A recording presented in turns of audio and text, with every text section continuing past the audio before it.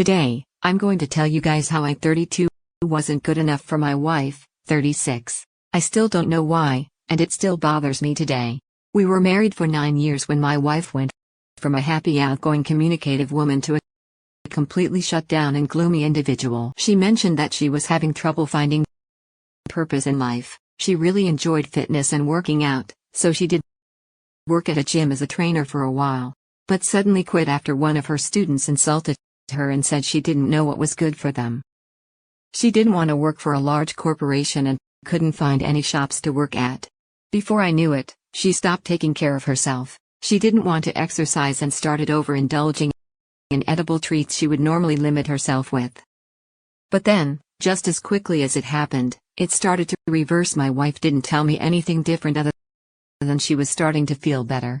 I thought that was great and asked her what caused her mind to change. At first, she said she didn't know, but then she said she started to realize that animals live their life, even without knowing their purpose, so she could do the same. That seemed fine to me. Around the same time, she adopted 2 cats. She started exercising again to take off the 10 pounds she gained, and she started doing her hair and makeup each day, even though she wasn't going anywhere that I knew of. I made sure to compliment her and offer her encouragement. I brought home cat toys and treats along with flowers for her. I did everything I could to support her and be her husband. It wasn't enough. One night I brought work papers home to work on, and the next day I forgot to bring them back to the office. So I returned home 3 hours after I went to work. There was an awfully nice car parked in our driveway.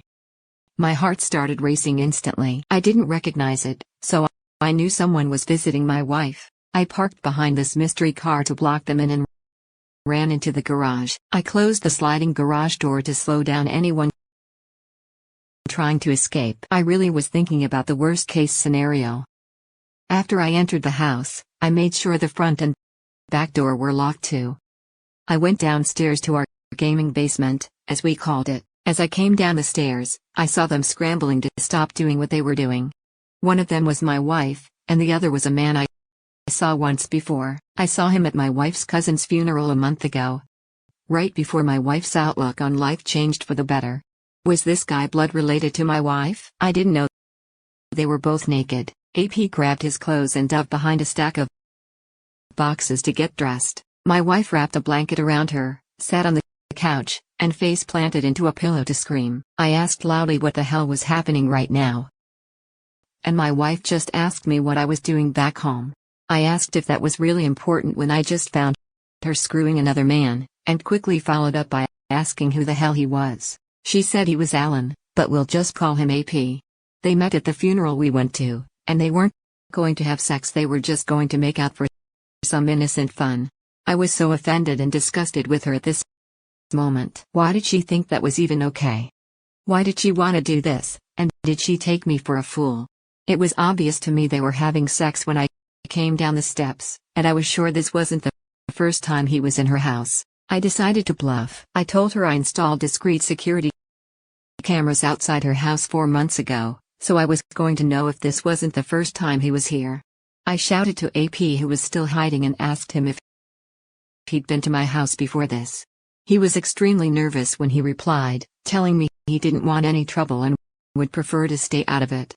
I screamed that he was involved with my wife, so apparently he couldn't stay out of it.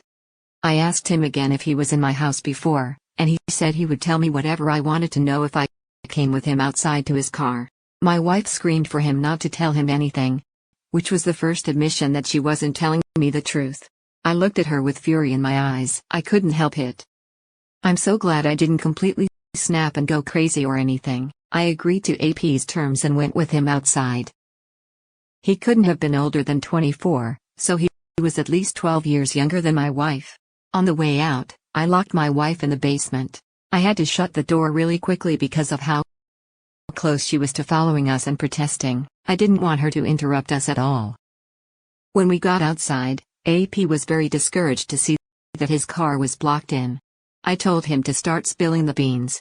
He hesitated. Of course, he probably didn't want me to savagely attack him, but he was outside now and could see his car, which gave him renewed hope that I would let him leave. He said they started seeing each other the day after the funeral. Every day I was at work, he came over to see her. He said at first it didn't go beyond just being friends and playing video games, but then my wife started coming on to him.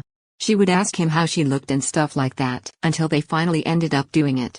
I couldn't help it. I started crying. I asked him why. He said he only ever had a sexual relationship once before, so it was hard for him not to give in. He knew she was married and knew who I was, but he was excited she liked him.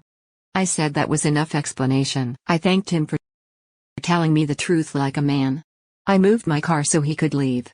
Before he left though, I told him never to speak to this woman again, even if she said we were divorced. I told him she wasn't good for anybody, and he could find a better woman than her. He agreed. Just after he left, my wife's sister pulled up like she was responding to a fire. She tried to get out of the car before it was in the park and had to shove it into the park with her leg hanging out. She jumped out and started screaming at me that I locked her sister in the basement. I told her, yes, I did because I had to talk to her lover without her screaming at us. She stopped dead in her tracks and asked, lover? To which I replied, yes, she had a lover in her house while I was at work. Since I had time to talk with him alone, he told me they'd been sleeping together for weeks before I found them today. She was speechless. Just then her phone started ringing. It was my wife. She asked me if we could go get her, and I said, yes. We went in, unlocked it, and she barged in looking like a wild animal. When she stopped screaming, she realized her sister was much calmer than she expected. Her sister asked her if she was cheating on me, and my wife just rolled her eyes and asked if we were serious. Her sister told her to plain dumb and be honest, because it is not okay for her to be cheating on me. My wife was speechless and annoyed. She finally said they didn't have sex. I let her know that AP told me everything before he left. She just stood there looking like an idiot with her mouth hanging open. I told her I saw him on top of her doing the motion, and I didn't need her admission. I just wanted a divorce. She did a double take and asked me why, like she didn't already know. Her sister went upstairs to start packing her stuff. My wife's face was pale, and her makeup was smeared by the time her sister persuaded her to get in her car and stay at her house for a while. Could not believe her life was changing, and she was caught. I could tell she never really considered the possibility or consequences of me catching her in the act. It's a shame if she put any thought into her actions. She might have realized she wasn't ready to move or divorce me. Why wasn't my support and presence enough in her life? I showered her with love, but she only thrived with the attention of another man. I told her these things when she wouldn't stop calling me. She said she couldn't live without me and she didn't think hanging out with this guy would lead to having sex. I told her I didn't believe a word she said because she had a man over at her house while I was at work. I added that her behavior switched so quickly once she met this guy, so I knew she was sleeping with him and relishing the attention. Her sister caught her having sex with a completely different guy in her own bed. That was obviously insulting and upsetting enough that she kicked out my wife. By this time, our divorce was final, and I got to keep my house. 9 years ago, I had my wife sign a prenup in my favor, and since I was paying for the house, and she didn't think we were going to get divorced, she signed it. I don't know where my ex is now. I haven't heard anything about her, and I'm extremely glad we never had children. I've since started dating a new woman, and we've been together for 1 year. I'm taking it slow and only have my girlfriend sleep over for short lengths of time. To be ready for a new marriage means you're perfectly capable standing on your own 2 feet, and don't depend on another person to function. I know that sounds odd because it's joined together in marriage, but that's the best way to ensure your marriage will be successful. Wow, Opie, I am so sorry your wife didn't appreciate your attempts to connect and emotionally bond with her. From hearing your story, I assume that your wife got it in her head that she deserved more than just one man to shower her with adoration. It seems to me that she started having some kind of mental crisis about herself, and the only thing that helped was an outsider's flattering opinion about her. The problem that causes this is when a partner starts to see their spouse as less meaningful to them than other people. It might be because they start to focus on their spouse's faults. They've become bored with routine, and marriage has provided them the comfort required to wonder if they deserve better. Of course, this is nothing more than a person's ego inflating. They too have faults, faults that their partner accepts and works around. No one is more worthy than another for love and attention. We all deserve an equal chance to find unconditional love. Which means having a spouse that doesn't decide to betray you for anything. Stay humble and stay committed, everyone. Thank you for sharing your story, OP. Now, let's get into today's second story. The marriage to my wife 30 was all fun and games until I 31 needed her to compromise with me. When we got married at 24 and 25 years old, I was extremely well off already. I've been working at my father's company since I was 18 and had several raises over that time and savings built up. My wife was able to get her nails and hair done whenever she wanted.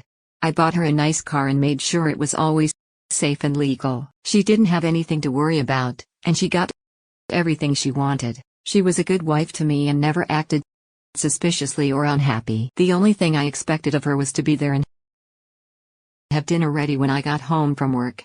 It all changed when my dad began struggling to pay medical bills for my mom. I told him I was more than willing to help, but it meant I had to tell my wife to cut back on her spending. I asked her to spend less than $200 a month on pointless things. Of course, I didn't say it was pointless spending. I called it fun money. She was appalled. She didn't know how to spend as little as $200. I told her this sacrifice was for my mom, but that didn't seem to justify it for her. 1 month later, while I was doing her expenses, I calculated that she spent $821 over what we could afford. When I confronted her about it, she blew up on me. She said she couldn't possibly stop buying the things she needed to survive. When I asked her what she was talking about, she named a haircut, nail fillings, a new purse, Bath and Body Works, new clothes, and new shoes. I could tell she really believed she needed these things. I was starting to realize I married a heartless, materialistic woman. I told her this couldn't happen again. My dad and mom needed our financial help for a while, and it wasn't asking very much of her. She still didn't like it, but she said she would try harder. The next month, while I reviewed her purchases, I found she got gas in a town 2 hours away.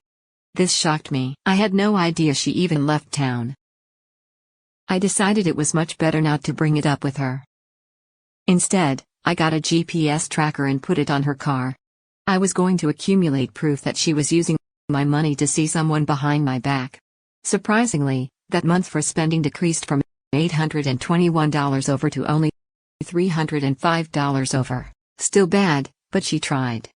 I told her she was doing better, but I needed her to cut back even more. She wasn't as upset as she was the first time, which actually raised a red flag for me. Was she spending someone else's money? 1 month later, I had a record of all the trips my wife made while I was at work. There was a lot of shopping in a town that was 2.5 hours away. It didn't make sense because her spending was way down, only $168 total. What was happening? That's when I discovered she made trips to a specific neighborhood address 2.5 hours away. She visited this address and places near it on 10 days out of the month. On 5 other days, she went shopping in our area, but didn't spend any money. How was that possible? I knew at this point she had to be seeing someone else, someone that provided her money. My wife was pretty simple-minded, and her password for everything was the same for years. I finally caved in and got into her phone while she slept. I found a secret messaging app, which involved text conversation with someone programmed as lover. How disturbing. My heart was pounding as I read their conversation, which started 2.5 months ago. Around the same exact time I told her she needed cut back on her spending. She complained to this person that she was being cheated on, but didn't want to go through a divorce until she got revenge. So she lied to this man, and he gladly volunteered to sleep with her. He was a lonely older man who had money to spare because he was a lawyer. She found her perfect target. They sent each other pictures of very private areas, and she thanked him for treating her to things. In response to that, he thanked her for the sex. I can't tell you how mad I was. I never felt this level of betrayal. I woke her up and demanded she leave the house. She was shocked and offended, but all I had to do was throw her phone outside and she followed it. I locked all the doors and threw her car keys out the window. I shouted that she was lucky. I even let her take the car because I bought it. She was crying and making excuses. I told her I saw everything she said to her lover, noticed the change in her spending habits, and had her GPS location throughout the month. She had the nerve to be upset with me. She screamed outside my house for an hour before she finally got in her car and drove away. The GPS shows she went to AP's house. I filed for divorce, and before it was even finalized, AP told her he didn't want her to live with him. He wasn't ready for a serious relationship. He just wanted to have some fun. I knew this because my wife confided in her pastor when she was homeless and begging the church for money. He was confused because as far as he knew, we were still married. While begging for money, she asked him to pray for her. I think she needs more than prayer. Word got around in our church, and a single lady approached me and asked me on a date. Shortly after that, the divorce was final and my wife only got to keep her car. Everything else was mine due to the proof I had against her. My mom managed to recover from her health issues, and my income went back to normal in less than a year. That was the best part out of all of this. I made sure to tell my ex that she left me because she was materialistic and impatient. I hope my story encourages everyone be hopeful in the face of betrayal. Life goes on even if it doesn't involve that person anymore. Also, don't fall for any materialistic girls because they have a lot of growing up to do. OP, I'm so sorry your wife didn't have the patience or consideration for you or your mom to cut back on her spending. There are people who have no choice but to live off of $1,000 in a month. Yet there she was, complaining she had to give up her fake nails for a short time. It's hard to know if someone is choosing to be with you because of something other than who you are. I wish your wife would have put some thought and empathy into her actions. She didn't think of anyone but herself when she chose to find someone else's money to spend. Being materialistic is a shame, and it only makes someone crave more and more. Find the true meaning and purpose in life instead of burying yourself in crap and wasting your time and money. I'm glad you came out on top in the divorce, and she wasn't able to destroy you any more than she already did. I'm also relieved that your mom is doing better now. Thank you for sharing your story. I wish you the best of luck in life.